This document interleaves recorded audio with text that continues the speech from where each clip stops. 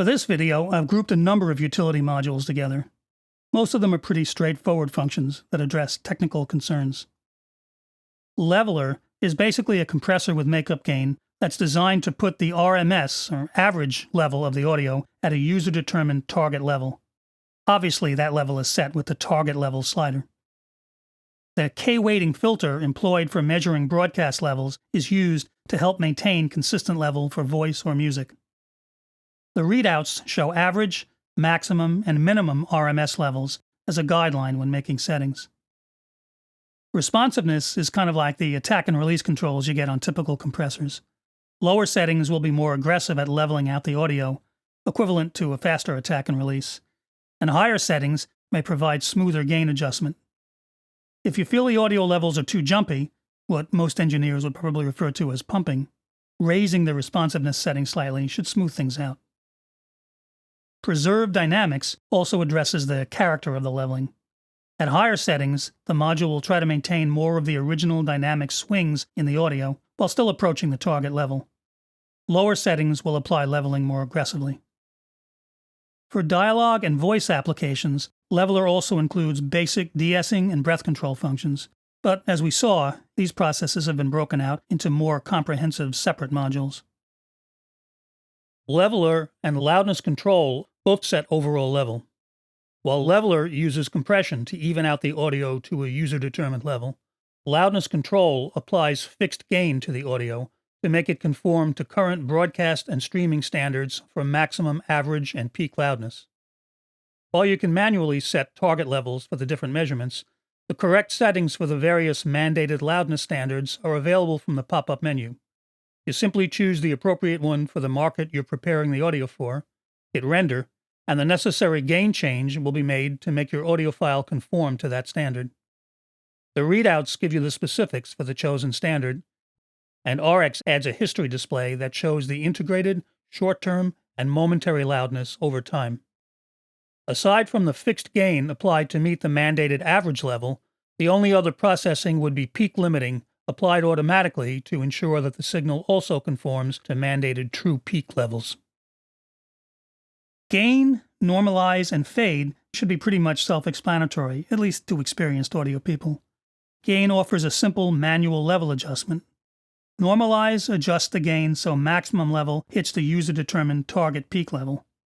And of course, fade lets you add fade-ins and fade-outs to your audio files. Several different shapes are provided, including logarithmic, linear, and equal power fades.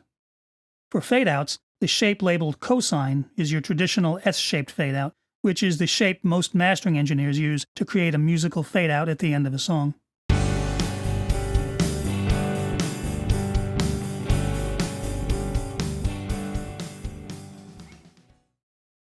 The resample and dither modules address technical considerations. Resample provides high-quality sample rate conversion anytime it's required, like adapting a 44.1K file from CD to use in a post-production application where the standard is 48K, or downsampling from higher rates like 96K if required. You can just select the desired sample rate from the pop-up and go. But if you're well versed in the technical aspects of sampling theory and wanted to exert a little more control over the process, Resample provides a few user-adjustable controls. You can choose to manually adjust the steepness of the anti-aliasing brick wall filter and that filter's cutoff point. The graphic provides useful information. The white line is the idealized filter response. The yellow line is the actual filter response, and the red line indicates any expected aliasing components based on the current settings. The pre-ringing slider sets the filter's phase characteristic. 0 is a typical minimum phase filter, and 1 is a linear phase filter. The slider offers a trade-off between two potential artifacts, phase response and ringing. In practice, the difference is very subtle.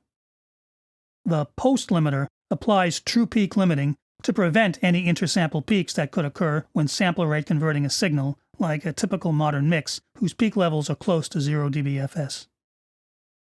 Since this isn't a theory course, I'm not going to get into any of that here, and you don't have to get into all of it to use the resample module, but it could be a good learning tool for anyone who's studying digital audio theory and struggling with the related concepts. And if you were feeling a bit more subversive, You could use the resample module to deliberately create sampling-based distortion artifacts, like severe aliasing as a special effect, perhaps for a sample or sound effect. That's part of what those Lo-Fi and Bitcrusher plugins do.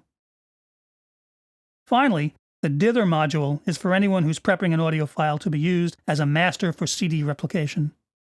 For the most part, dither isn't really required anymore with files of 24-bit and higher resolution. But a 16-bit master for CD would still need it to smooth over potentially audible, low-level quantization distortion.